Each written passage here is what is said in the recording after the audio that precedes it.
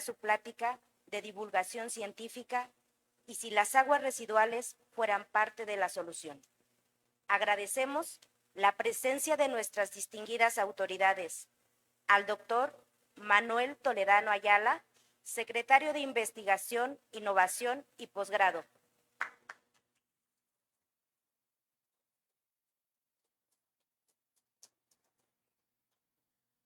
Al doctor Carlos Alberto Murillo Cárdenas, coordinador general Campus de Serra.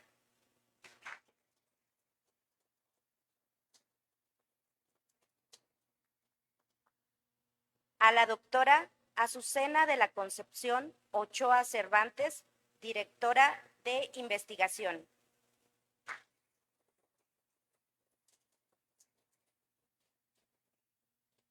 Al maestro Adán Mercado Luna, coordinador general Campus Concam.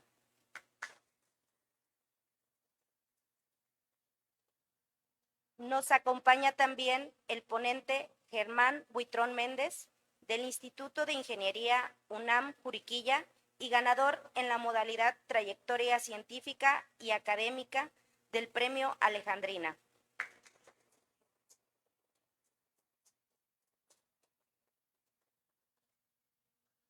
Agradecemos también la presencia de investigadores e investigadoras y estudiantes del Campus Conca y Campus Jalpan que nos acompañan, así como a las personas que siguen la transmisión en vivo a través de las redes sociales universitarias.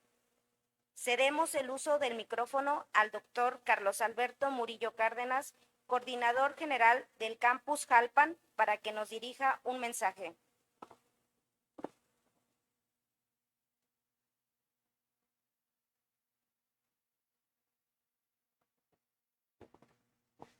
Muy buenos días a todos y a todas las personas que nos acompañan el día de hoy aquí en el Campus Jalpan.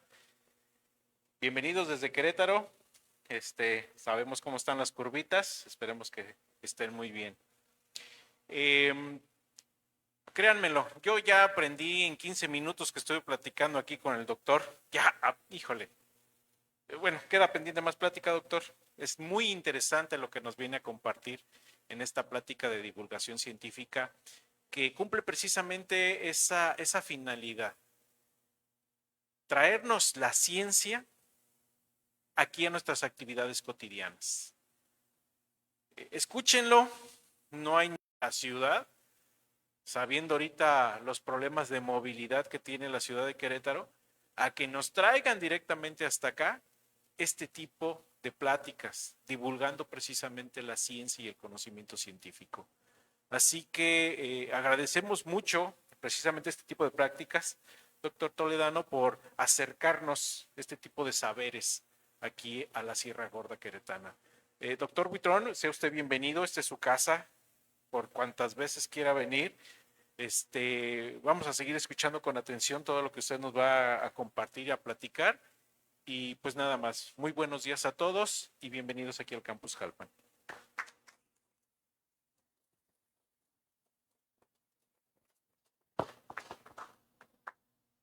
A continuación, cedemos el uso de palabra al doctor Manuel Toledano Ayala, secretario de Investigación, Innovación y Posgrado.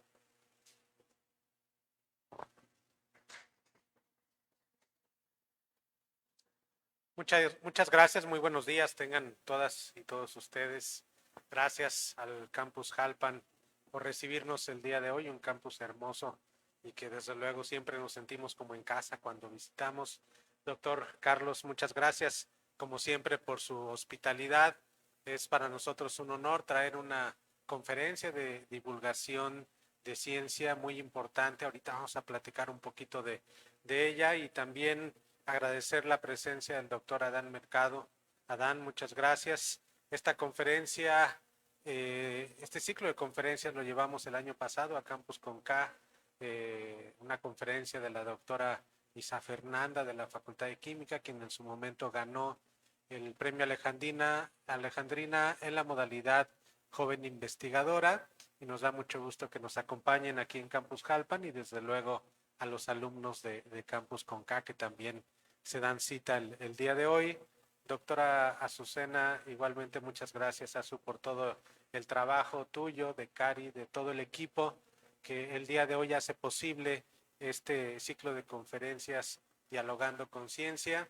Y desde luego al doctor Germán Buitrón. Doctor, es un gusto, un lujo de verdad tenerlo aquí con nosotros en el campus Jalpan de la Universidad Autónoma de Querétaro para escuchar esta conferencia relacionada con aguas residuales, que además es un tema muy importante y muy ad hoc, no nada más a la realidad que vive hoy el municipio de Jalpan de Serra, sino a la realidad que viven muchos de los municipios de nuestro país, y simplemente haciendo un poquito de antecedente de lo que trata el Premio Alejandrina.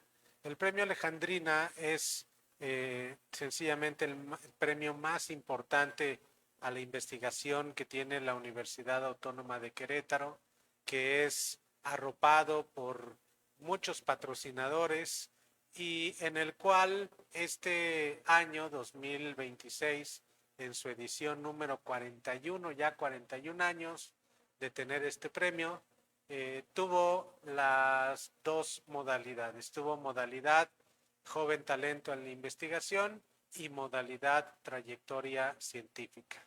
Para ganar el premio Alejandrina en la modalidad Trayectoria Científica, pues nada más y nada menos se necesitan al menos 20 años comprobables de trayectoria en investigación. Normalmente, todas y todos los participantes poseen el nivel número 3 en el SNI, que es el nivel más alto en el Sistema Nacional de Investigadores e Investigadoras que da la Secretaría de Ciencias, Humanidades, Tecnología e Innovación, la CECITI. Y para ser nivel 3 en el SNI, no nada más hay que publicar artículos científicos, sino que estos deben de tener un gran impacto en la sociedad, deben de haberse comprobado la formación de recursos humanos a nivel doctoral, se tiene que comprobar experiencia en la docencia, el impacto y el reconocimiento nacional e internacional de la investigación que se realiza. Y el doctor Germán Buitrón fue el ganador de esta modalidad y lo menciono muy rápidamente para que ustedes puedan darse cuenta que la persona que está el día de hoy aquí con nosotros es un investigador top de nuestro país, es un investigador de una institución hermana, la UNAM, en el campus Juriquilla, en el centro de investigación, y que desde luego el impacto que han tenido sus investigaciones en el estado de Querétaro y en el país, pues es muy importante y de reconocerse. Así es de que, sin más preámbulos, yo les invito a todas y a todos, a los que están presentes en este auditorio y a quienes nos siguen en las redes sociales universitarias, a disfrutar de esta charla de divulgación de ciencia, porque la verdad, pues charlas como estas pocas veces las podemos tener. Muchas gracias por estar aquí el día de hoy y bueno, pues un aplauso para todos ustedes, por favor.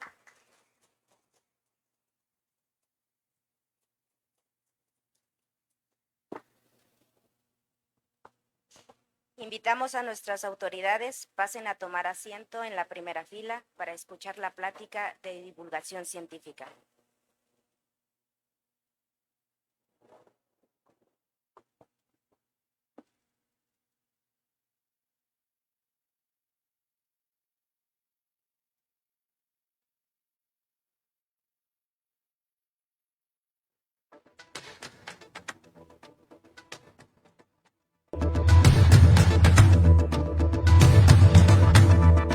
Hola, soy Germán Buitrón Méndez, investigador titular en la Unidad Académica Juriquilla del Instituto de Ingeniería de la Universidad Nacional Autónoma de México. Pertenezco al Sistema Nacional de Investigadores, donde soy investigador nacional nivel 3. Soy miembro de la Academia Mexicana de Ciencias, del Consejo Mexicano del Biogás y de la International Water Association, donde pertenezco a varios grupos de trabajo en esta última. Tengo 35 años como docente. Me encanta formar estudiantes y motivarlos para que realicen investigación, cuestionando los resultados y lo que estos significan. Doy clases en la licenciatura de Ingeniería en Energías Renovables y en el posgrado de Ingeniería Ambiental. Esta labor me ha brindado mucha satisfacción, ya que entrenar a los estudiantes es muy gratificante, especialmente cuando se observa el crecimiento académico de las personas para que alcancen logros importantes. Mi investigación se centra en los procesos de tratamiento de aguas y residuos, además de la recuperación simultánea de bioproductos. El objetivo es optimizar los bioprocesos para mejorar las capacidades de los microorganismos empleados. Trabajo con bioreactores que emplean microorganismos aerobios, anaerobios y combinados. Esta labor es clave porque no solo reduce la contaminación, sino también genera valor durante el tratamiento. En este sentido, se consideran los residuos como materia prima para producir biocombustibles gaseosos como el metano o el hidrógeno, y compuestos químicos como bioplásticos, ácidos carboxílicos o insumos agrícolas. Gran parte de mi investigación está orientada a resolver problemas en la industria y en el sector público. Obtuve el Premio Universidad Nacional en el área de investigación en ciencias exactas en 2022, el Premio Querétaro en Ciencias, Tecnología e Innovación y el Premio al Mérito Empresarial en 2024. Recientemente fui acreedor al Premio Alejandrina a la investigación en la modalidad Trayectoria Científica y Académica. Creo que la divulgación científica es fundamental, ya que es importante para comunicar a la sociedad qué estamos haciendo, para qué sirve nuestro trabajo y explicar de manera sencilla nuestros logros y la importancia de la investigación. Confío en que en un futuro próximo, las aguas residuales y los residuos no sean percibidos como un problema, sino como una fuente de materia prima de la que es posible obtener recursos. En consecuencia, las plantas de tratamiento deberían considerarse biorefinerías y aplicar los principios de la economía circular.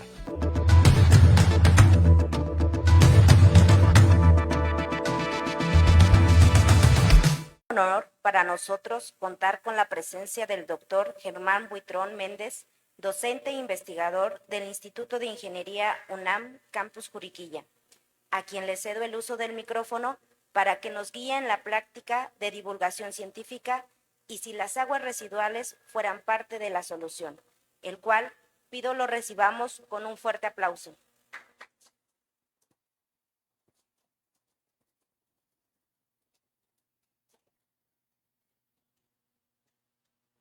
Buenos días a todas y todos. Muchas gracias por estar aquí para escuchar esta plática. Quiero comenzar por agradecer a la Universidad Autónoma de Querétaro por esta invitación, a los doctores Manuel Toledano, Carlos Alberto Murillo, Azucena de la Concepción Ochoa, y hacerlos pensar en que si les damos un adecuado uso, ya no es un residuo, sino es un recurso, es una materia prima con la que vamos a poder transformar productos. La charla tiene varios puntos: aguas residuales, el tratamiento de agua convencional, el concepto de biorefinería y algunos bioproductos de alto valor. Bueno, yo estoy en el campus Juriquilla de la UNAM. Estas son algunas vistas, la gente que participa ahí con estudiantes. A mí me gusta mucho trabajar con estudiantes por las ideas que traen. O sea, yo puedo guiarlos, pero las ideas ustedes las ponen. Nunca dejen de soñar. Eso es lo principal. Aplicar las ideas que ustedes puedan tener para solucionar problemas es muy valioso.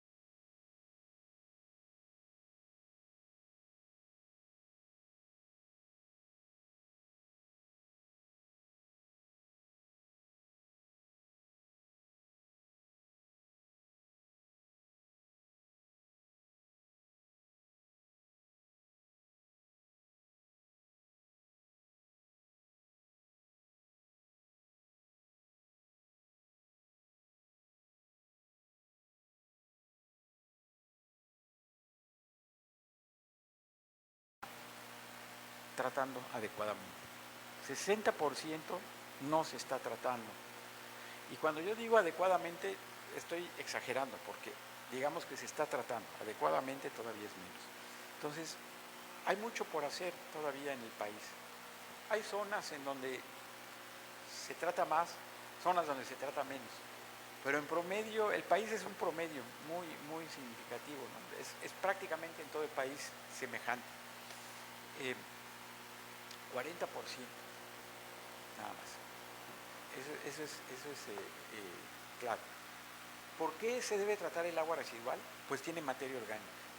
Y la descomposición de la materia orgánica genera gases malolientes. Ustedes, cuando perciben el olor a caño, ¿sí? Sí lo han olido, y sobre todo cuando empieza a hacer calor. Ese olor a caño son compuestos de azufre, compuestos que se descomponen en la materia orgánica y generan ese olor a huevo podrido. Los compuestos de azufre también los encontramos, por ejemplo, en el gas, ¿no? El gas de la estufa. El metano o el gas LP no tiene olor, pero le ponen compuestos azufrados para que nosotros podamos detectarlo. Entonces, nuestra nariz está hecha para detectar este olor muy rápidamente, porque es algo que se está descomponiendo y nuestro organismo nos advierte: eso no funciona, eso está mal, no vamos a comer algo que huele feo. Nuestra nariz lo advierte, y esa es la primera, ¿no? También contiene numerosos organismos patógenos causantes de enfermedades. Tiene coliformes, tiene otros parásitos como las giardias, en fin, tiene muchos microorganismos que hay que quitarlos. Y también tiene nitrógeno y fósforo. Y aquí, pues debemos de preguntar, ¿han oído hablar para qué sirve el nitrógeno y el fósforo? Sirve como fertilizante. Entonces, allí ya nos empezamos a preguntar, ¿es necesario quitar del agua residual si después estas aguas residuales van a ser utilizadas para riego? ¿Es necesario quitar todos los componentes como el nitrógeno y el fósforo? Pues no. Hay que hacer una remoción selectiva de algunos contaminantes, los patógenos en primer lugar, pero hay que dejar otros, como el nitrógeno y el fósforo, dado que en nuestro país la mayoría de las aguas residuales son utilizadas para riego agrícola. ¿Cuál es el principal consumidor de agua, el sector principal consumidor de agua en el país? Es el sector agrícola. Consume el 70% del agua. Luego le sigue el industrial y luego el doméstico. Entonces, si tenemos que resolver un problema, el problema está en el uso de agua para riego agrícola. Ahí es donde debemos de resolver, donde va a incidir más fuerte el problema, dado que el 70% se consume. Bueno, entonces el objetivo del tratamiento de agua, y pues eso está también enmarcado en los Objetivos de Desarrollo Sostenible de las Naciones Unidas, y para varios propósitos, es tener agua limpia a partir del saneamiento de las aguas. Y el objetivo pues es materia orgánica, los compuestos de carbono que están presentes ahí, los nutrientes como el nitrógeno y fósforo, aunque ya les dije, eso no es, depende para qué se usa el agua. Si la queremos para riego, pues no vamos a quitar esto, son fertilizantes. Quitar sólidos que trae color, toxicidad y sobre todo, bien importante, desinfectar, ¿sí? La desinfección es muy, muy importante. ¿Cómo se lleva a cabo el tratamiento? ¿Cómo los procesos de tratamiento de aguas que existen? ¿Cómo se llevan a cabo? La contaminación más oxígeno, ¿sí? La materia orgánica más oxígeno, en presencia de microorganismos, se forman, estos microorganismos consumen y se desarrollan por la materia orgánica y producen dióxido de carbono, agua y más microorganismos. Cuando nosotros vemos que el agua residual sale y está en un río, los microorganismos están consumiendo esta materia orgánica y esta materia orgánica se está transformando principalmente en CO2. Toda la materia orgánica se transforma en CO2, pues se va al ambiente. ¿Qué hace una planta de tratamiento? Acelerar este proceso en un tanque en donde metemos oxígeno y el oxígeno sirve para degradar la materia orgánica. El proceso más comúnmente utilizado se llama lodos activados. Así le pusieron los ingleses, ¿no? Bueno, ni son lodos ni están activados. Son microorganismos como estos. ¿Por qué le pusieron lodos activados? Porque pensaban que era como que floculan, como el agua de tamarindo. ¿Sí la han visto cómo se va sedimentando? Igualito es el proceso por lodos activados. Y le pusieron lodos porque los ingleses que desarrollaron este proceso a finales de 1800, principios de 1900, olía muy semejante a la tierra mojada. Ustedes cuando riegan la tierra sí perciben un aroma particular. Esos se llaman ácidos húmicos. Y esos ácidos húmicos es la descomposición de la materia orgánica y por eso aquí pensaban que eran lodos, ¿no? No, no son lodos, son bacterias como estas, pero también hay otros microorganismos como protozoarios, rotíferos, hongos, microalgas. Está compuesta por varios microorganismos. Es el principal proceso de tratamiento. 72% del proceso de tratamiento de agua que existe en el mundo y en el país también se trata por este proceso de lodos activados. Entonces, cuando escuchen de nuevo lodos activados, piensen en el agua de tamarindo. Y si una planta de lodos activados funciona bien, si funciona bien, va a oler a tierra mojada, no va a oler feo. Si funciona mal, huele feo. Pero si funciona bien, huele a tierra mojada, no huele feo, a tierra mojada. ¿Y en qué consiste esta planta? Primero hay un tratamiento preliminar, son unas rejillas. En las rejillas pues se quitan las varas, llantas, vacas, todo lo que puede ahí, animales muertos. Las rejillas se van haciendo cada vez más pequeñas para retener más y más sólidos. Luego viene un decantador primario donde parte de los sólidos que trae el agua, sin tratar, decantan aquí y luego esto se va al tratamiento de lodos. Ya luego viene el bioreactor de lodos activados. Este reactor es un tanque en donde se mete oxígeno y crecen los microorganismos y forman flóculos y se hace un agua de tamarindo. Luego esa agua de tamarindo se separa, las bacterias se separan en el decantador secundario. Igualito que cuando ustedes dejan el agua de tamarindo decantar y el agua clarificada sale por arriba, aquí pasa eso. Y luego se mete a un tratamiento terciario donde se desinfecta o se le puede quitar el nitrógeno y el fósforo. Y los lodos que se generan se van al tratamiento. Este es el tratamiento preliminar de la planta de Atotonilco en Hidalgo. Si ustedes van a la Ciudad de México, por ahí por Tepeji del Río, yendo hacia la Ciudad de México, toman hacia la izquierda, para adentro está Atotonilco y la planta de tratamiento de aguas, una de las más grandes del mundo, la tercera más grande del mundo, que trata parte del agua residual de la Ciudad de México, parte nada más. La Ciudad de México produce 50 metros cúbicos por segundo y en Atotonilco se tratan 32 metros cúbicos por segundo. Es la tercera más grande del mundo, después de Boston y Chicago. Ahí está el tratamiento preliminar de esta planta. Es muy interesante verla. Este es el proceso por lodos activados, vean, el agua de tamarindo que les decía. Como está bien tratado, no huele feo. Si se acercan ahí, huele a tierra mojada, así literal, como si estuvieran regando la tierra. Luego viene el clarificador secundario donde se separan estos microorganismos y el agua pues sale tratada. A ver, el agua, ¿cómo sabemos si se trata bien o no?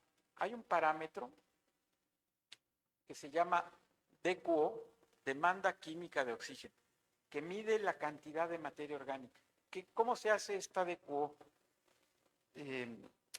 Los que ya han llevado química conocen el ácido sulfúrico, ¿no? Sí conocen el ácido sulfúrico.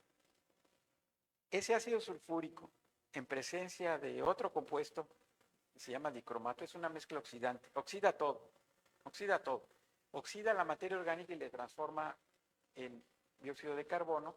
Y entonces medimos esa transformación y esa transformación es la demanda química de oxígeno.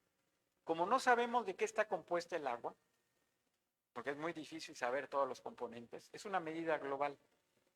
Ahí se oxida todo. Entonces, si nosotros medimos del agua residual el 100% de esta DQO, el 40% del carbono se va hacia CO2, dióxido de carbono, del 40 al 50% y del 30 al 40% se va hacia biomasa y hay un resto que queda en el agua, pues porque no es eficiente el proceso, ¿no? Si queda 5% es que es 95% eficiente. Pero bueno, el agua tiene algo de carbono. Pero lo más importante que quiero que vean aquí, ¿se acuerdan que les dije que había que oxigenar? Para oxigenar tenemos que meter aire. El aire, si se acuerdan, está compuesto de aire, de oxígeno y ¿qué más tiene? A ver, soplen. ¿Qué más tiene el aire? Oxígeno y ¿cuál es el otro componente? Dióxido de carbono, pero ¿qué más? Uno que tiene mucho, el aire. ¿Cómo? Díganlo, no tengan miedo. Nitrógeno, exactamente. Tiene 21% de oxígeno y el resto es nitrógeno, ¿sí? La mayoría del aire es nitrógeno. Entonces, cuando estamos metiendo oxígeno del aire al agua, estamos metiendo en realidad nitrógeno. Y esa transferencia no es total, eso cuesta mucho dinero y no es tan eficiente, ¿no? Porque no estamos metiendo oxígeno, estamos metiendo casi la mayoría de nitrógeno. Entonces, hay un consumo de energía muy alto y el 60% del costo del tratamiento se lo gasta aquí, en la aireación. Se consume 1 kWh por kilogramo de DQO eliminado, ¿sí? Ese es el proceso aerobio convencional. Bueno, estamos ahí. Pero luego viene esta cuestión de la economía circular. La economía circular está basada en el principio de cerrar el ciclo de vida de los productos, los residuos, los materiales, el agua y la energía. Y el objetivo en la economía circular es mantener o elevar o incrementar el valor de los productos y reducir al mínimo la generación de residuos. Los residuos mantienen su condición de recursos y estos son transformables en materiales nuevos. Un ejemplo, antes de que hubiera la economía circular, estaba la economía lineal. Todos ustedes han oído hablar del papel reciclado y lo han usado, ¿sí? Conocen el papel reciclado. Y entonces decían que el papel reciclado iba a solucionar la vida porque pues íbamos a evitar la tala de árboles y todo. ¿Pero qué creen? ¿Ustedes imprimirían su certificado en el final de cursos en el papel reciclado, sí o no? Pues no, porque tiene menor valor que el papel ¿no? Que el papel de primer uso. Entonces esa es la economía circular. Estamos reciclando, pero el producto que tenemos reciclado tiene menor valor que el original. Y además de que producir el papel reciclado cuesta mucho y se gasta mucho en blanquearlo y es un costo. No, eso es la economía lineal. En la economía circular es generar un producto que tenga mucho mayor valor que el origen, que lo que le dio el origen. Entonces piensen en el petróleo. El petróleo es materia orgánica que se descompuso hace mucho tiempo con presión y temperatura de las plantas, ¿no? El petróleo se transforma en plásticos, el petróleo se transforma en gasolina, el petróleo se transforma en compuestos químicos con los que después hacemos medicinas. Es decir, estamos generando productos que tienen un valor agregado mucho mayor. ¿Dónde se hace todo eso? En una refinería. Entonces recuerden esto, la economía lineal, el producto pierde valor después de haber sido utilizado. El agua residual tratada por lodos activados nos da nada más agua residual para riego. Es la economía lineal. Nosotros vamos a buscar en la economía circular tener productos que tengan un mayor valor en el mercado. Entonces, esto lo vamos a hacer en una biorefinería.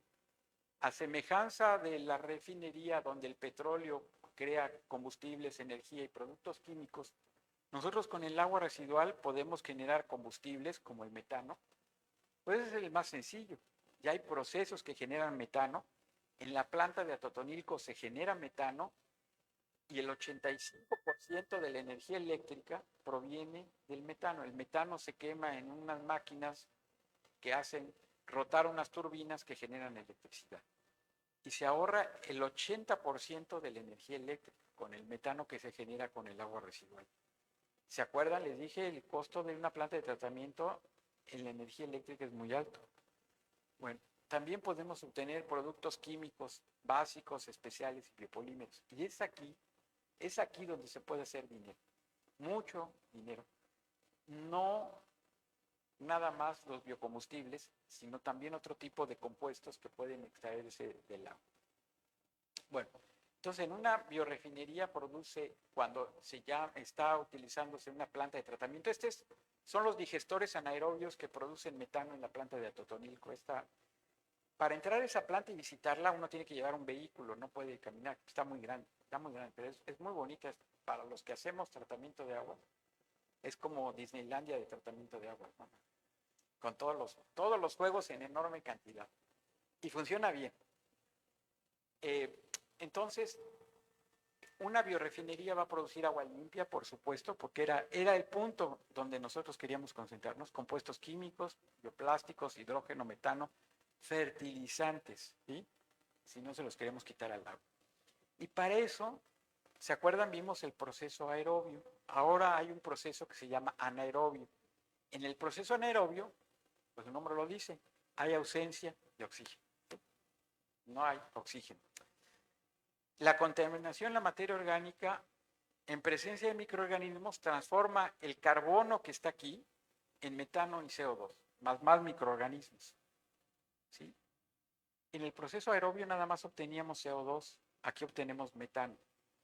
Ya estamos avanzando en el proceso de biorefinería. Listo. Aquí están, estos son los digestores anaerobios de la planta de Atotonilco. Genera biogás y luego el gas se purifica y se manda a una máquina de ciclo combinado donde el gas se quema, mueve una turbina, la turbina al moverse genera electricidad y calor, y ese calor se utiliza también para mantener estos reactores, ¿no?, a la temperatura adecuada. Bueno, entonces si comparamos el proceso aerobio con el proceso anaerobio, aquí el 100% de la materia orgánica nada más se va hacia biomasa muy poquito, comparado con este que era 40%, aquí se va al máximo 15%, se genera metano, con este metano y agua tratada. Con este metano podemos generar electricidad y entonces vean, aquí hay un consumo de energía de 1 kWh por kilogramo de DQO removida y aquí hay una producción de energía 3 kWh por kilogramo de DQO removida. Es un cambio. ¿Qué está sucediendo en la planta? Estamos generando energía a partir del agua residual durante el tratamiento. Ya no estamos consumiendo energía como es el proceso clásico, sino estamos produciendo energía. Ya hay un cambio muy fuerte. Bueno, antes de pasar a los desarrollos, les quiero decir, por ejemplo, en Chile empezó con un nivel de tratamiento muy parecido al que teníamos nosotros en México en el año 2000. Pero ellos sí le fueron metiendo al tratamiento. Ahorita tratan el 98% del agua, ¿sí? El agua residual de Chile ya la tratan el 98%. Empezaron igual que nosotros. Pero el punto, y eso yo lo vi el año pasado que fui a Chile, el punto más fuerte es que ya no se llaman plantas de tratamiento en Chile. Ya no le llaman plantas de tratamiento de agua residual, le llaman biofactoría. Es un concepto que cambia, ¿no? Cambia porque ya están viendo que el agua residual no es para tratamiento, sino vamos a generar más cosas. Y van muy lentos, van apenas en generar metano, como en México. Pero ya el nombre dice mucho, ya cambia el concepto, ¿no? Hay cosas que cambian. Lo olvidé, pero son drásticas, ¿no? Aquí, a mí me dio mucho gusto ver que la Universidad Autónoma de Querétaro hacía una inclusión al separar el premio que me dio en la categoría de hombre y de mujer. Eso para mí fue un avance muy grande, ¿no? Está haciendo una inclusión ya real. Y son esos cambios los que cuentan. En Chile es el cambio de nombre el que cuenta. Ya están viendo hacia el futuro. Y así creo que debemos de ver todas las cosas. En nuestro laboratorio, bueno, hemos trabajado con diferentes cosas como el cultivo de microalgas, los reactores productores de hidrógeno, pero vamos a ver, el concepto de consorcio microalgas bacteria. ¿Por qué es interesante este tipo de tratamiento? Las microalgas funcionan a partir de la energía que les da la luz solar, ¿sí? La energía que da la luz solar hace que todo el sistema fotosintético se reactive. ¿Y qué generan las microalgas cuando están viviendo? ¿Qué han oído que generan de gas? ¿Qué gas generan? ¿No han oído? Oxígeno. Las microalgas generan oxígeno, oxigenan el agua. Y si nosotros las ponemos en conjunto con bacterias, las bacterias consumen oxígeno para degradar la materia orgánica. Entonces podemos hacer una simbiosis perfecta, porque ¿qué producen las bacterias cuando generan la oxidación de la materia orgánica? Producen dióxido de carbono. Y el dióxido de carbono es con el que se alimentan las microalgas. Entonces las microalgas generan oxígeno con el que degradan la materia orgánica las bacterias generan dióxido de carbono con el que producen carbono, lo utilizan las microalgas para vivir. Entonces, hay una simbiosis muy buena y el proceso de tratamiento de agua se lleva a cabo sin meter oxígeno. Las algas generan el oxígeno, pero además ese oxígeno lo generan con la luz solar como fuente de energía, ¿no? Entonces es bien interesante porque la biomasa que queda aquí atrapa nitrógeno y fósforo y puede después ser reutilizado. Pero hay otra cosa que nosotros estudiamos, tenemos que separar las microalgas del agua. Las microalgas no se separan como el agua de tamarindo, porque son bacterias que están libres. Entonces tenemos que agruparlas. Para eso hemos estudiado la generación de estos agregados, son granulitos, ¿no? Y esos gránulos se separan muy fácilmente en el sistema, ¿no? Y bueno, y el agua puede servir como agua para riego, que es lo importante. Hemos trabajado 100 veces la concentración de un agua municipal, pero no es 100 veces más el problema. Si yo lo veo como, ya les dije, la solución, tenemos 100 veces materia prima más concentrada. Y eso nos va a ayudar porque con eso podemos obtener más bioproductos. Bueno, aquí está, ¿no? En morado son toda la región vitivinícola y en naranja donde se generan quesos. Entonces está muy concentrado allí en un lugar y podemos dar varias soluciones. Entonces el concepto de biorefinería en una planta anaerobia, ¿sí? En donde podemos tratar el agua residual y generar químicos como estos ácidos carboxílicos de cadena media, los polímeros, compuestos de crecimiento para las plantas, de enzima Q10, los pigmentos. Los ácidos carboxílicos de cadena media se utilizan, a ver, si alguno de ustedes va al gimnasio, se lo dan y lo consumen para hacer músculo, y crece el músculo. Lo ponen en el alimento del ganado, del pollo, del cerdo, del vacuno, pues para hacer músculo también. Esos son los ácidos carboxílicos. ¿Qué otro compuesto conocen los plásticos? Bueno, estos no son biodegradables, pero los biodegradables pues ya existen. A lo mejor la coenzima Q10, ¿no? Que es un compuesto farmacéutico que se usa para quitar arrugas y todo esto, y es muy caro, muy caro. Entonces ya estamos haciendo químicos de alta especialidad que tienen un alto valor en el mercado. Se puede extraer esto y luego agua tratada, ¿sí? En el bioproceso. Vamos a ver algunos desarrollos de los vitivinícolas. Aquí empezamos a estudiar el tratamiento de agua para hacer metano en el laboratorio. No se ve muy bien la foto, pero aquí hay un reactorcito, un sistema. Esto lo escalamos, ¿no? Pues a un piloto para tener condiciones. Producimos también hidrógeno. El hidrógeno también se puede generar. ¿Han escuchado hablar del hidrógeno? Es un combustible que está muy de moda, muy de moda, y sobre todo porque se utiliza. ¿Han oído hablar de los autos que funcionan con hidrógeno? Bueno, ya hay autos que funcionan con hidrógeno, pero no es el hidrógeno que se quema. Es muy difícil quemar hidrógeno. A diferencia del metano que arde en una llama, el hidrógeno explota y se apaga la llama. Entonces el hidrógeno no se utiliza en el auto como el metano. Hay un montón de taxis que ya utilizan metano y que se queman, ¿no?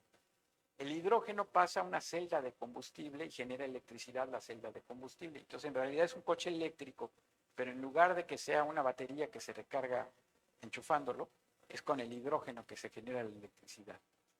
Bueno, y tiene un poder calorífico mayor que la gasolina, entonces, bueno, pues por eso se utilizan, ya hay autos que funcionan con hidrógeno en el mundo. Es una realidad, utilizando residuos en la Universidad de Fenchai en Taiwán. Atrás de esta pared está un reactor que genera hidrógeno y con ese hidrógeno mueven estos carritos, ¿no? Son eléctricos, ya les dije, el hidrógeno es transformado en electricidad en las celdas de combustible. ¿Cómo se genera aquí? Pues ese es el proceso de generación anaerobio. Hay varias etapas en donde la materia orgánica se va descomponiendo hasta generar metano o hidrógeno. En el caso del hidrógeno, inhibimos la generación de metano para que quede nada más hidrógeno. Y bueno, aquí también hemos trabajado en sistemas bioelectroquímicos. Escalamos el reactor productor de hidrógeno del laboratorio a de 100 litros para hacer pruebas. Hubo una época en donde dieron mucho dinero a través de los clústeres para los centros mexicanos de innovación en bioenergía, ¿no? Fue en el sexenio de Peña Nieto. Y pues se invirtió mucho, se desarrolló mucha tecnología y ya después nada, ¿no? Vean, nosotros ya habíamos llegado a escalar hasta un reactor de 100 litros, ¿no? Pero bueno, ahí están los datos técnicos, esos no desaparecen, ahí están. Bueno, los ácidos carboxílicos de cadena media, como ya les dije, para fabricar estos ácidos de carboxílico de cadena media, los microorganismos necesitan dos cosas. Necesitan un donador de electrones, que es el etanol y el lactato, y un aceptor de electrones, que es el acetato. ¿En dónde tenemos etanol y ácido acético en el efluente? Pues en los efluentes vitivinícolas. ¿En dónde tenemos lactato? En los efluentes de la industria de quesos, de la industria láctea. Son ácidos que están ahí. Y bueno, pues estos los utilizamos para fabricar estos ácidos carboxílicos de cadena media mediante un proceso que se llama elongación de cadena. ¿Por qué se llama elongación de cadena? Estos ácidos son el ácido caprílico y caproico. ¿Por qué se llaman ácido caprílico y caproico? Pues porque en la leche de cabra están. ¿Y qué características tienen? Que huelen feo, ¿no? Huelen muy feo. El ácido butírico, a ver, el ácido valérico, el ácido acético, ¿han olido el ácido acético? Es el vinagre, ¿sí? Lastima, ¿no? El ácido propiónico huele un poquito más feo. El ácido valérico, que ya son 5 carbones, es el sudor. El ácido butírico es la mantequilla que huele rancia, ya muy feo. Y los ácidos de cadena más larga, el C6 y el C8, que son estos, pues huelen todavía más feo. Por eso está el caprílico y el caproico. Y la elongación de cadena es que el ácido acético se pega a otro ácido acético. El ácido acético tiene 2 carbones. Se pegan otros 2 carbones, otros 2 carbones, otros 2 carbones. Y la energía proviene del donador de electrones, el etanol, que es el que da la energía para que esto suceda. Todo esto es a través de microorganismos, ¿no? Se da la elongación de cadena. Miren, aquí está el ácido caprílico que se vende para hacer músculo en la gente que va al gimnasio o para compuestos que están presentes en el alimento para animales, ¿no? Y tiene otros usos también para combustibles de aviación y todo eso, pero actualmente ya están aquí en el mercado. Entonces, ya no estamos por... ¿Cuál es el interés de esto? El costo en el mercado. El costo, el metano cuesta más o menos, a ver si está aquí, no lo tengo, $400 por tonelada. El costo de estos ácidos es más o menos $2.500. El reactor en el laboratorio que tenemos, ese es el reactor productor de ácidos carboxílicos. Lo pasamos a través de esta membrana donde vamos a separarlos. Son 2 membranas, lo estamos filtrando, por así decirlo, y estamos separando los ácidos de todo lo que hay aquí, la mezcla, hasta el final obtener el ácido puro, ¿no? Y esto pues fue una tesis de doctorado de un alumno que estuvo ahí trabajando. Ahora les voy a hablar de otro proyecto, otra línea de investigación que estamos teniendo, de que esa me emociona muchísimo, que son las bacterias púrpura fototróficas, que están en todos lados, ¿sí? Las bacterias púrpura están presentes en lugares donde las lagunas que se ponen de este color, cuando hay mucha materia orgánica, las microalgas crecen cuando hay nitrógeno y fósforo. Entonces la laguna se pone verde. Pero si hay materia orgánica, les ganan estas y la laguna se pone de este color rojizo. Son como ejemplos son las rodopseudomonas y la rodobacter. Y están en la naturaleza. La gran ventaja de estas bacterias es que pueden ser aerobias, pueden trabajar sin aire, trabajan con la luz, por supuesto, la luz es la que les da la energía eléctrica, la energía para vivir como a las microalgas, trabajan en oscuridad, pueden consumir materia orgánica, pueden consumir el CO2. Es decir, y son de los primeros microorganismos que aparecieron en la Tierra. Entonces tienen mucho tiempo, son muy resilientes, son como las cucarachas, les digo, porque son bastante resistentes. Y eso nos va a servir porque estas bacterias generan biopolímeros, generan hidrógeno, generan este compuesto que es el ácido 5-aminolebulínico, que sirve como promotor de crecimiento en las plantas, la coenzima Q10, que es un fármaco muy caro, pigmentos y proteína. Un grupo en Bélgica está creciendo estas bacterias para hacer proteína para consumo humano. ¿Sí? Proteína, nosotros de las aguas residuales podemos hacer proteína para consumo animal, porque todavía de decir que consumimos directamente la proteína de aguas residuales cuesta, pero para consumo animal está bien. Entonces ya no estamos lejos de las historias estas donde decían que la hamburguesa era hecha sintéticamente, pues ya se puede hacer con esto, pero es mucho más barato, ¿no? Bueno, entonces hemos estudiado estas bacterias púrpuras tratando el agua residual vitivinícola, donde generamos ácidos carboxílicos y producimos biopolímeros, las aguas residuales de la industria láctea también, en este tipo de reactores, que son de tipo Resway, son de carrusel. Este es un agitador, un molinito que va empujando el agua y hay luz arriba, simplemente, ¿no? Y lo que estamos buscando es hacer gránulos con estas bacterias para poder separarlas más fácilmente.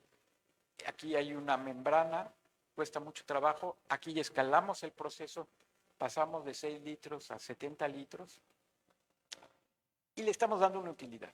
Es un proyecto que tenemos con la universidad, el Departamento de Agricultura de la Universidad de Illinois, en donde estamos tratando el agua residual vitivinícola y el agua contiene ácido 5-aminolebulínico.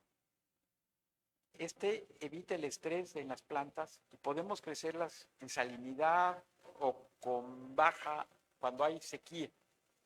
Estamos haciendo pruebas. Bueno, normalmente el ácido 5-aminolebulínico ya se vende, ¿no? Es un químico que se vende, pero ahorita nosotros lo producimos en el agua y esta agua tratada la utilizamos para crecer lechuga y albahaca. Y estamos estudiando cómo afecta la salinidad y cómo este químico que trae el agua protege. Este proyecto pues es con lechugas, pero están muy interesados los vitivinicultores, que ya hemos hablado con ellos. De hecho nos daban parcelas para regar, pero antes de regarlas queríamos ver cómo se comporta con las lechugas, ¿no? Es más fácil, las lechugas en 40 días tenemos el resultado. Una vid es un año y si se murió, pues se murió la vid que creció durante 10 años, ¿no? No queremos eso. Entonces, lo probamos con las lechugas y funciona muy bien en un invernadero. Entonces estamos reciclando el agua. Vean, el agua se está reciclando para regar, para riego. Si recuerdan, al principio de la plática les dije que el 70% del agua en el país se utiliza en agricultura. Si queremos hacer un cambio es en la agricultura donde lo vamos a incidir. Y sobre todo aquí en Querétaro, que hay un montón de invernaderos, muchos. Entonces podemos reciclar el agua y esto ya, los resultados ahí están tangibles, ¿no? Estas son las lechugas.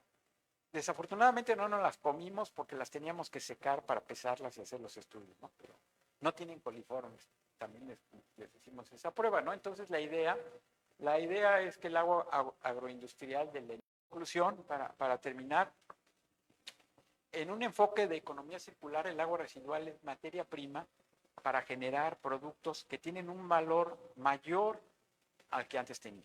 Olvídense, vean, recuerden ese ejemplo de que les di de la hoja de papel en la economía lineal, el papel reciclado, ¿no? El papel reciclado tiene menor valor. El ácido carboxílico, la coenzima Q10 tiene mayor valor, el metano tiene mayor valor. Entonces podemos sacar hidrógeno, metano, bioplásticos, ácidos carboxílicos, pigmentos químicos de interés en la agricultura. Y el agua, y por supuesto, agua limpia, ¿eh? El objetivo era tener agua limpia. Bueno, y también quiero agradecer a todos los estudiantes que han participado en los proyectos que les presenté aquí, son muchos. Algunos ahorita siguen, Roberto está haciendo su doctorado, Ena terminando la maestría, Carlos también, Citlali comenzando la maestría. En fin, hay muchos estudiantes que han pasado y que nos divertimos mucho y sobre todo yo les digo a ustedes jóvenes, tengan ideas y las ideas aplíquenlas, no tengan miedo de aplicar sus ideas, no tengan miedo de cambiar las cosas, no tengan miedo de cambiar los paradigmas, porque eso es lo que mueve todo. Eso es lo que mueve todo. Yo estoy convencido. Ahí dejo el Instagram del laboratorio. Síganos para que vean qué estamos haciendo y también lo hacen los muchachos. Entonces, pues es interesante. Muchas gracias.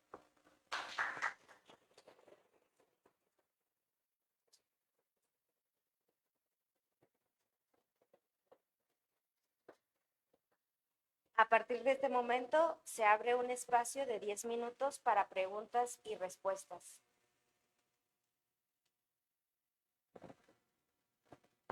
¿Alguna pregunta, jóvenes?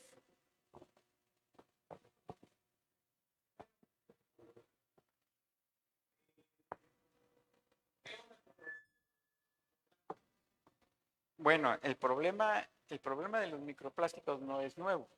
Siempre, desde que el hombre empezó a usar microplásticos, los microplásticos aparecieron. Se agudizó porque empezaron a generarse otro tipo de plásticos que no son biodegradables, pero tenían moléculas que los desintegraban. ¿Sí? Entonces nada más se desintegran, pero el plástico sigue allí. Es muy difícil y la verdad, yo no sé cómo se pueda, o sea, yo no tengo solución. Es solución para los jóvenes, ¿no? ¿Cómo vamos a solucionar eso? Porque además se ha visto que ya tenemos un porcentaje nuestro, en nuestro cuerpo ya tenemos microplásticos, ¿no? En la sangre, por todos lados. Entonces ya somos parte también medio plásticos nosotros, ¿no? El problema no es tan fácil de resolver ya lo que está presente en el medio ambiente, pero sí podemos resolverlo si, por ejemplo, en lugar de usar plásticos normales, utilizamos plásticos degradables. Estas bacterias púrpura producen los polihidroxialcanoatos como material de reserva. ¿Por qué lo generan las bacterias? Porque acumulan recursos cuando hay un estrés ambiental. Y es como si engordaran. Pero después, cuando ya se quita el estrés, lo degradan, ¿ya? Pero son degradables. Estos sí se degradan. Entonces, yo creo que hay que cambiar muy fuerte pues, la economía para disminuir el uso de plástico. Sí. Pero sí, enfocarse en eso, no, yo digo, son poses que luego hay que a mí me molestan, ¿no? Por ejemplo, todos los recipientes de unicel no están prohibidos, siguen vendiéndose. Y sin embargo, prohibieron los popotes que porque las tortugas se ahogan, ¿no? O sea, es ridículo. En los supermercados y todo quitaron las bolsas de plástico y ya no dan nada, ¿no? Si ustedes no llevan bolsas, tienen que salir así o comprar la bolsa. O sea, no se está haciendo bien las cosas. Si queremos hacerlas bien, pues vamos a dejar de utilizar plásticos, reutilizarlos lo más que se puede. Pero sí es un problema, lo que ya está afuera, dando vueltas por todos lados que nosotros tenemos. Es que si me preguntan, ¿cómo nos quitamos los plásticos del cuerpo? No sé, no tengo solución. Muchachos, ¿alguna duda? Sí. Va, sí, no. Doctor, bueno, gracias por su presentación. Quería preguntar, tomando como base las fotografías que nos mostró de la planta de tratamiento de Atotonilco, que es una planta inmensa que requiere, pues, evidentemente de una inversión muy grande. Lo mismo platicábamos antes de la conferencia, las inversiones que requieren los municipios para construir y dar mantenimiento a estas plantas. Eh, se pueden reactores pequeños domésticos a fin de alguna manera descentralizar la inversión y que no trabajemos con una planta cuando el problema ya lo tenemos, sino que a partir de estas pequeñas salidas de las empresas o de los hogares podamos contaminar menos. Sí, este es una solución. Justamente ya ha habido debate y yo participé en una mesa redonda. Sistemas centralizados contra descentralizados. ¿Qué conviene? Pues hay muchos factores a pesar ahí. Por ejemplo, una planta enorme como la de Atotonilco, pues no la puede manejar, ni siquiera es del municipio, porque es del agua de la carga del acuífero, pues hay que darle un tratamiento mayor para que se vaya al acuífero y esté recargando el acuífero. Pero no toda, sino la que se necesite, ¿no? Nada más hacer un balance para ver a dónde va el agua y qué necesitamos de esa agua. Y es mejor tener plantas pequeñas. Las plantas grandes, y lo que se dice, y por eso se construye, es porque por metro cúbico tratado sale más barato, por cantidad. Pues sí, pero ¿quién se puede dar ese lujo? Pues la Ciudad de México. El estado de Querétaro no puede poner una macroplanta en medio del estado, ¿no? Es inviable totalmente. Aquí tendría que haber varias plantas en varios lugares.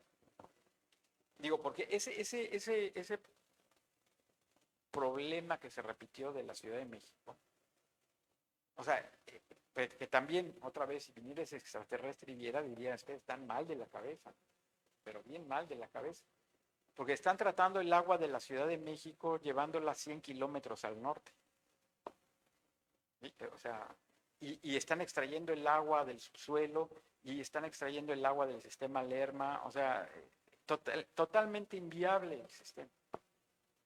Eso se tendría que haber visto de tratar el agua en la fuente, recargar el acuífero, poner plantas de tratamiento en diferentes lugares, no una megaplanta, que además cuesta mucho trabajo llevar el agua.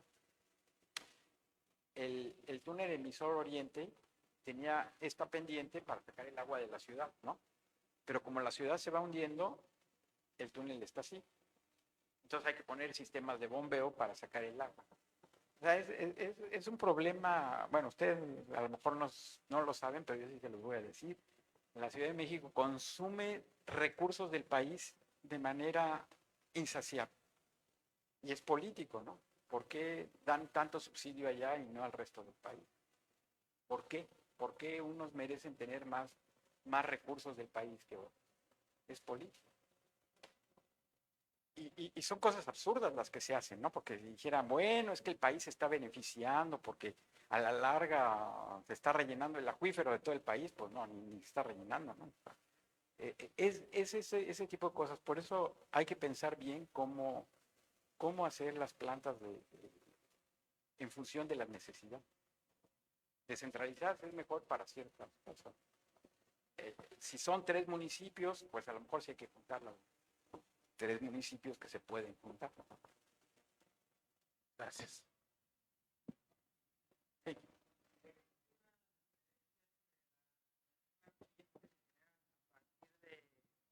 De lo tratado a las de otras fuentes, ya sea en efectividad o algo notorio. Buena pregunta. Justamente esa pregunta es la que estamos respondiendo con el 5-alfa, que ya existe químico, o con los ácidos carboxílicos, que ya existen químicos. Pero los ácidos carboxílicos es el compuesto químico. Si tú sacas ácido acético del vino tinto o ácido acético de la manzana, el ácido acético es el compuesto químico, ese no cambia, no tiene ningún cambio. El agua que contiene 5-aminolebulínico, por ejemplo, nosotros decíamos, va a estar disuelto en el agua. ¿Qué tanto problema puede tener que ya tenga otros compuestos el agua? Pero si sacamos el ácido 5-aminolebulínico, es el compuesto químico y no hay ninguna diferencia. Lo mismo para la coenzima Q10. No hay ninguna diferencia porque es el compuesto químico. ¿Por qué no extraemos el ácido 5-aminolebulínico del agua? Porque ¿para qué lo extraemos y después lo vamos a disolver? Entonces mejor que ya salga disuelto en el agua. La enzima Q10, no, esa sí hay que extraerla, cuesta caro, pero la enzima cuesta bien caro, ¿no? Ahí sí cuesta, ahí sí vale la pena y Roberto va a trabajar en eso, ¿no? Tener esa coenzima, cómo extraerla. En principio, pues no, la efectividad de la molécula no cambia, lo único que podría afectar es otras cosas que queden ahí, como en el caso que nosotros estamos probando. Y las lechugas pues estaban muy verdes. Bueno, no nada más es la cantidad de masa, es que se vean bonitas, nos decían los colegas de Illinois, ¿no? Aunque pese mucho y la lechuga está toda amarillenta y triste, pues nadie la compra. Tiene que estar verde y apetecible. Y así está. Nada más que no nos las comimos. La albahaca, sí, algunas sí no la comimos, pero... Sí.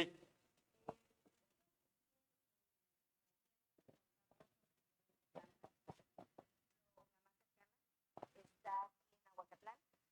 Sin embargo, esta planta no está diseñada para la cantidad de personas que actualmente hay aquí en la Sierra de Agua. Nosotros contamos con esta planta, sin embargo, esta planta, usted decía o en la presentación mencionaba que huele bonito, huele a tierra mojada. La verdad, aquí huele bonito. O sea, ahí incluso en esta parte se le dice Buenos Aires por el olor que se está dando. Entonces, a mí sí me gustaría saber qué se puede realizar para que las plantas que están aquí en la sierra tengan ese olor bonito y cómo lo podemos solucionar para no seguir contaminando, porque se está contaminando no solamente el aire, sino también están los animales, porque de ahí beben agua, hay venados, hay vacas, hay de todo. Sin embargo, incluso nos afecta no solamente al municipio de Pinal, sino está Jalpan, está Arroyo Seco, está Landa de Matamoros. ¿Por qué? Porque toda esa agua corre a la presa.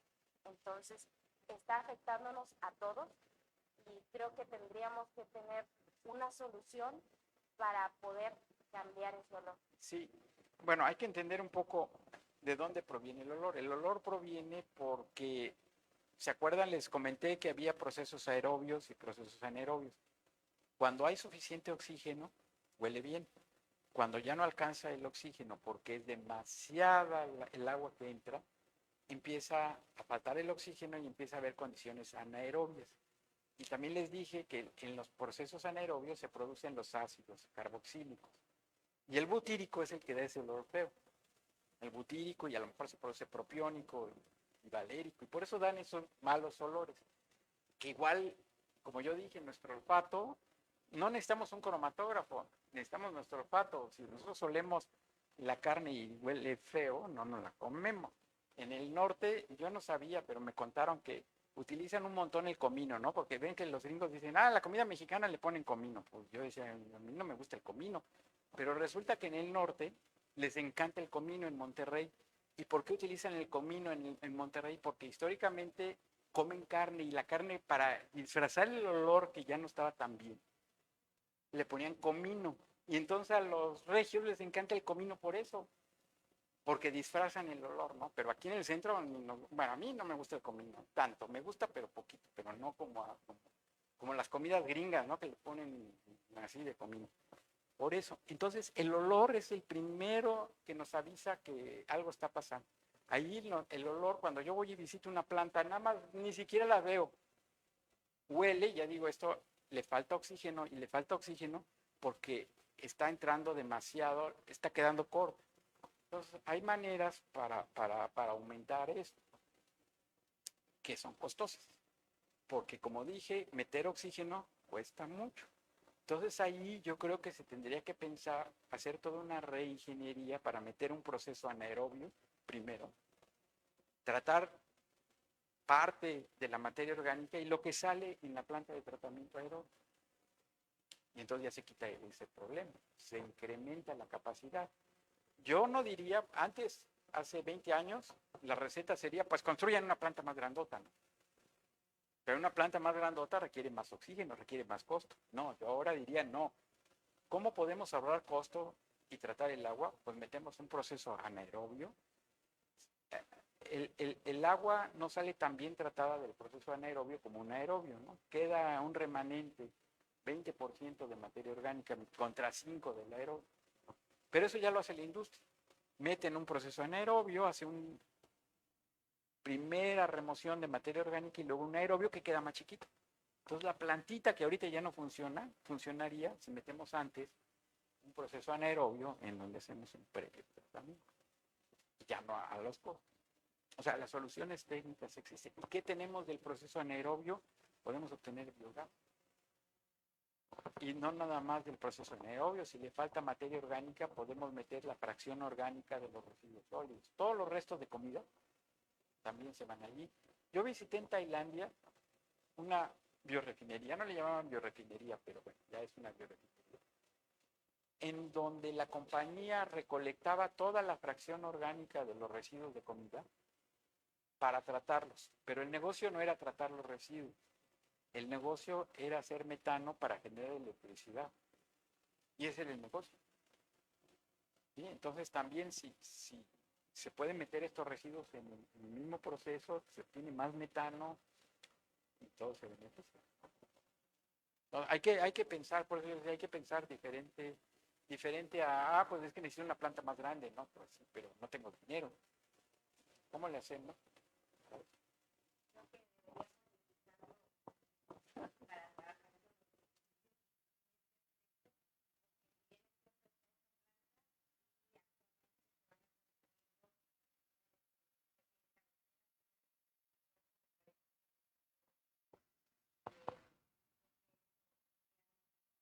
Sí, no, pues yo encantado. Yo encantado. Encantado para que... Tratar las aguas y darle un beneficio, estamos contaminando más. Bueno, se contamina porque no alcanza, simplemente. Pues fíjense, es una fábrica, y si lo vemos desde otro punto de vista, al percibir esos olores, yo les digo, es una fábrica de generación de ácidos carboxílicos, ¿no? Sin querer estamos generando ácidos carboxílicos, que se pueden valorizar. Justamente.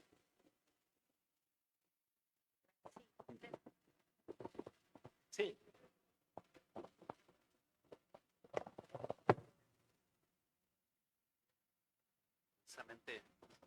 Precisamente asesorarse ellos de cómo poder mejorar todo al menos aquí en Querétaro, ¿no? Sí, bueno, trabajamos con ellos, pero el problema es la falta de recursos y que cómo están los recursos repartidos en los municipios, ¿no? La Conagua no puede construir plantas en los municipios porque no tiene el recurso. El recurso los tienen los municipios. Igual la CEA, ¿no? La CEA gestiona, no construye, porque no tiene el dinero, lo tienen los municipios. El presidente municipal es quien maneja el recurso. Eso, lo comentábamos, es el gran problema de cómo están distribuidos los recursos en el país. Los municipios quieren ser autónomos, pero pues es como si nosotros en nuestra casa quisiéramos construir, no sé, una recámara más, ¿no? Si nosotros el albañil, nada más así la queremos construir. Es lo mismo que pasa con los municipios. La CEA y la Conagua. La Conagua no, esa queda muy, muy lejos. Gestiona otro tipo de cosas. La CEA, pues, supervisa.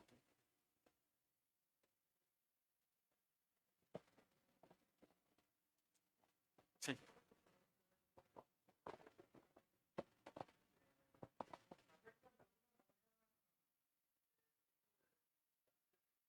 Para limpiar, no sé, los pisos, las cocinas, porque al final son descargas, ¿no? ¿De qué manera impactan, doctor? Y si hubiera algunas alternativas como para ir sustituyendo, ¿no? Usted ahorita mencionaba el tema de, si vienen los extraterrestres, yo creo que sí nos dan ¿Por qué 3, están 4 usando eso? cachetadas, ¿no? Sí, ¿por qué están usando eso? No, bueno, a ver, el fósforo, bueno, ¿de dónde viene el nitrógeno y el fósforo? El nitrógeno pues viene de la orina, ¿no? Y el fósforo viene de los detergentes que se encuentran en las aguas residuales, ¿no? De los detergentes principalmente. Entonces, afecta en ese sentido, ¿no? Estamos generando nitrógeno y fósforo. No afecta, si es mucho, por ejemplo, se ha visto, yo sí he visto plantas de tratamiento que se ven afectadas porque en la colonia o en la zona hay un lavado de coches, ¿no? Y genera mucho más. O en un estudio que hicieron algunos colegas del instituto, hacían plantas pequeñas piloto que ponían en las casas. Y la de una casa falló todo el tiempo. Falló y no funcionó la planta piloto. Porque la señora se dedicaba a lavar ropa, ¿no? Entonces no era la producción de detergente usual que utiliza una familia, sino era mucho más, ¿no? Sí se afecta. Pero en general no afecta ahí. Los detergentes, por ejemplo, en la industria vitivinícola, una cosa que nosotros sí hemos probado son las aguas de lavado de sanitización de los tanques.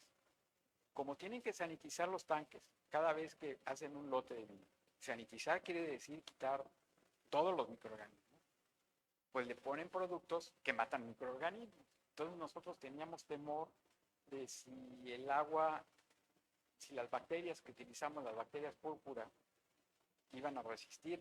Pues sí resisten, porque les digo que estas bacterias son bastante fuertes, ¿no? Y pues degradan ese tipo de agua, porque ahí ya el sanitizante no es como el de la botella, ya está atenuado, ¿no? Por el lavado del tanque, pero funciona. Entonces son dos problemas.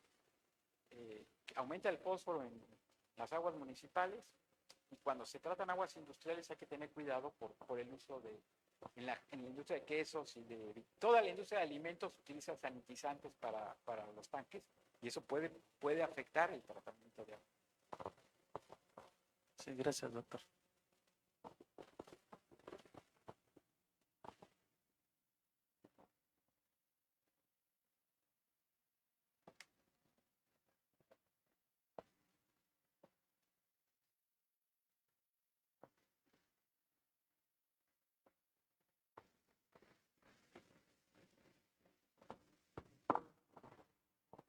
Es un honor reconocer el trabajo del doctor Germán Buitrón Méndez.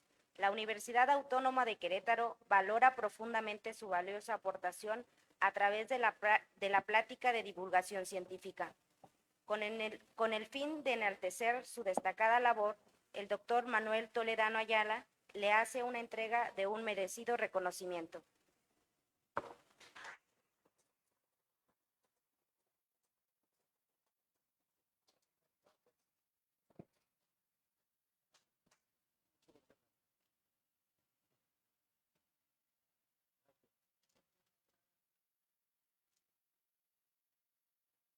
Agradecemos la presencia de todos los asistentes a este recinto y a quienes siguieron la transmisión por redes. Esperamos que la experiencia haya sido enriquecedora y los invitamos a estar atentos a las siguientes pláticas de divulgación científica que se transmitirán por este medio. Que tengan todos una excelente tarde.